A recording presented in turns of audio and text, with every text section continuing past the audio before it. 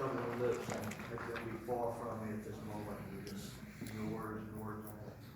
In Jesus' name, amen. Well, my name is Michael Scott. I attended Coastal Georgia Tracy S. number 41, and I sat at the table of Paul. Paul. Good. I've been chosen to give the Ideals Rodeo. And the introduction of this is the superiority of humans versus natural kingdom. That's a mouthful right there. It is said that we are fearfully and wonderfully made. All living creatures are here for a purpose, working independently from one another, but also interdependently for one purpose. To do its creative purpose and assist all other creation to help fulfill this purpose. You might ask, well, how can that be? Well, just take, for example, one thing right here. Just like the process of how oxygen is created. Plants are the main creators of oxygen in the atmosphere, and through the process of photosynthesis. Here, the trees use sunlight and the carbon dioxide to produce energy and release oxygen. All other living creatures breathe into the oxygen and breathe out carbon dioxide, by which the plants need to survive. So you see, everything has a purpose. One of the main differences, however, between humans and other created things, whether it be animals or plants, is that we have an intellect, a will, emotions, and are able to reason and plan.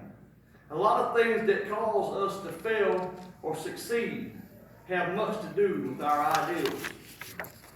When asked to do this talk on ideals, I really hadn't given ideals much of a thought. You see, it wasn't a word that was really much in my vocabulary. It didn't take long, though, to realize with a little bit of digging to find out how much of an influence that ideals have on every area of our lives. And whether we use the word in our vocabulary, whether it's there or not, we all have ideals. So what is an ideal? Some people interchange the word idea and ideal, and how they're closely related now. Some even say idea. You know, I have an idea I'd like to share with you. We probably all know what an idea is. We all have had some great ones, and some of us, well, not so great. And an ideal is a belief that is established by an idea.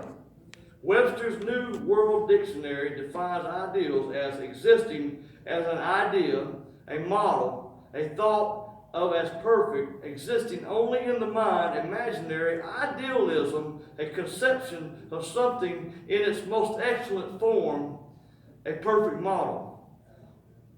My wife said, well, imaginary, idealism, I mean, it's only in the mind. That doesn't seem attainable, she said.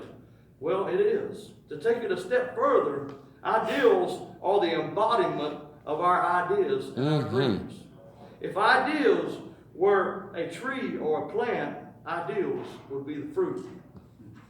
My wife even said ideals are a person's view of how life should be in a perfect world. So what are some ideals? I find myself sometimes to get the full meaning of something, I have to use it in a sentence. For example, hey, this would be an ideal place to hunt and fish. Yeah. Yeah, it would. What if we caught 100 redbreasts today? Oh, that'd be ideal. Or we might say, ideally speaking, it'd be nice to be finished with work before the ball game comes on. Yeah. We might even say, you know, it'd be ideal if I come home from work and the children would be at one of their friends' houses and I could have a date with my wife, a much needed one. Amen.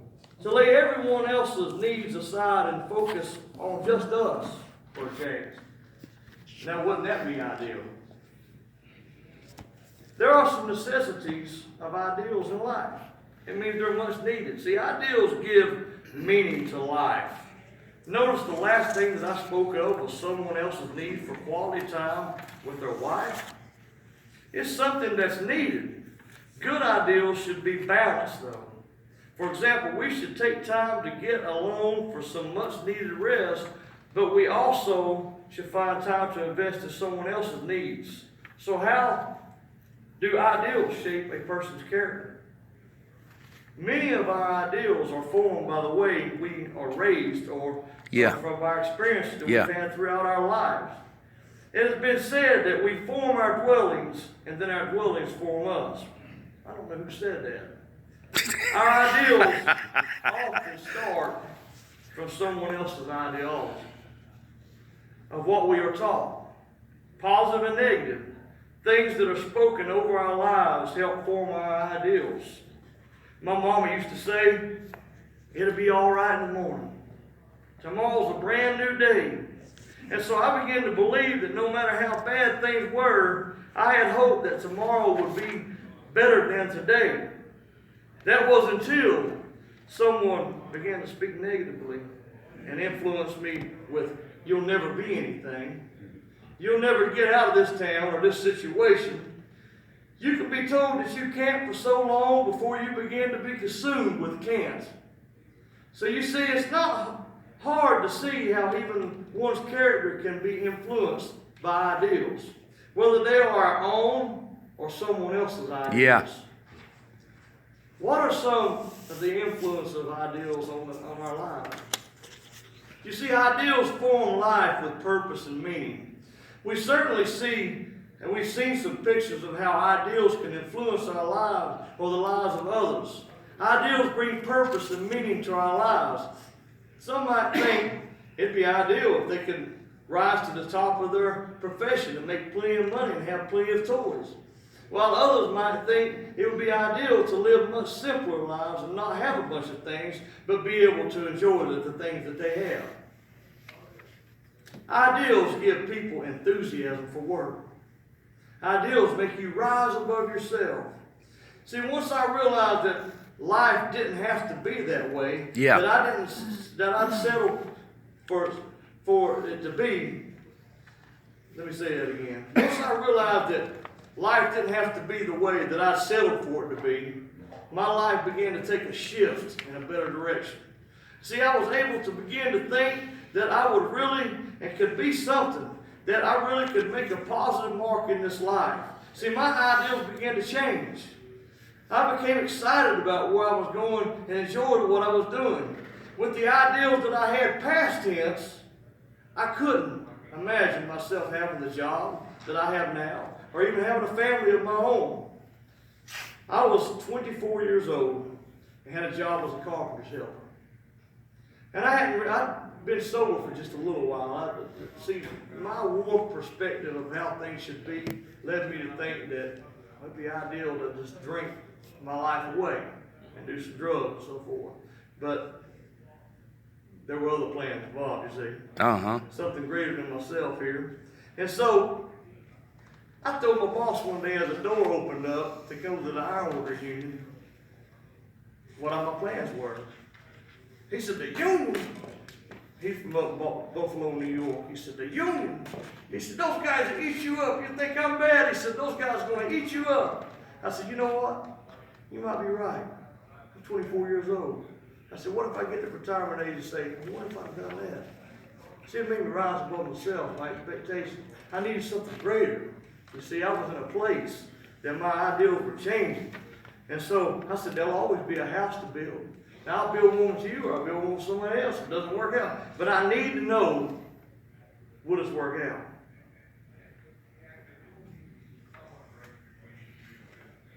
See, building houses wasn't bad. Mm-mm. It's not, I mean, it was ideal to a certain point for me. But I really needed to get away and change the people, places, and things that were influencing my life negatively. I began to believe that things could be different. So what are some of the qualities of an authentic ideal?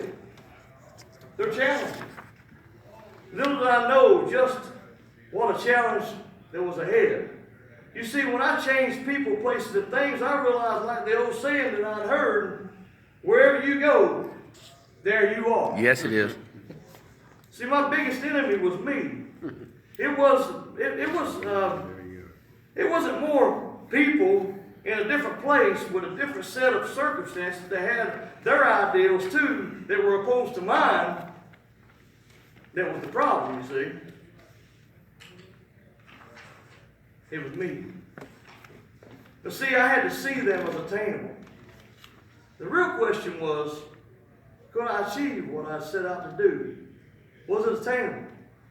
So how are ideals attained? It takes a focused effort.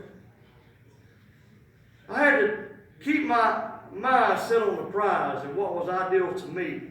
I found that ideals and goals changed and sometimes piggyback upon each other. They're like stepping stones leading us to our destination. We mature in our reasoning and our goals change. I had another door open some 12 years later. An opportunity to go to the International Longshoremen's Association in the maintenance department. I went as far as to put newspaper articles up where I could see them. Fastest growing port in the southeast, Savannah, Georgia.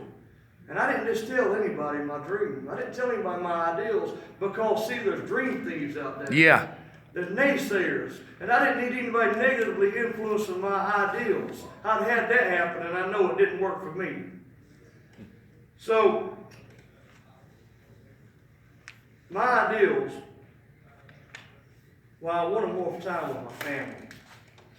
To eventually have the income that I was having with the other job, working all the overtime for all the weekends. I was working my life away. I had small children, and I wanted to raise. I wanted to live a little bit. Those were my ideals. Okay? This is a particular challenge because it meant taking a pay cut for a few years. Goals, you see, are much like a slingshot effect. The pullback is for the release. They go much further than you would have gone if you wouldn't have pulled back. Regathered, regrouped, and went after your ideals. So how do you recognize your ideals? I've shared a lot about any of my ideals. I've even shared some of my own ideals. But it's important to know what our own ideals are. What are your ideals? Yeah. Are they realistic? Do they move us forward toward our purpose, or do they hold us back from our purpose? Some of the ways that we recognize our own ideals are with the 4 T's: time, talents, treasure, and thoughts. A lot can be seen and said about a person by how they operate in these areas. There was a question that was asked when I went through my weekend number 41 by the person that did the other ideals talk. Am I the center of my ideals? This is a question that keeps me in focus as I look at how I spend my time, talents, and treasures. My wife told me on occasion, my day doesn't get to end when I come home, but yours does. I had to evaluate, were my ideals ideal for us? See, I'm working independently, but I'm not only independent, but I'm interdependent. We have a family, see? The same thing goes for our talents and our treasures. But what about our thoughts? Proverbs 23:71 says, "For as a man thinks in his heart, so is he." So it all comes back to ideals. We all have ideals.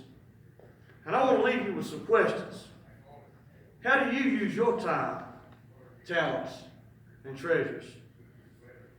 Take time to write them down if you need to. I want you to answer that question for yourself. Not out loud, but internally. What are the thoughts that consume you?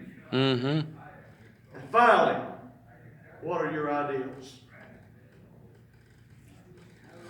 Thank you.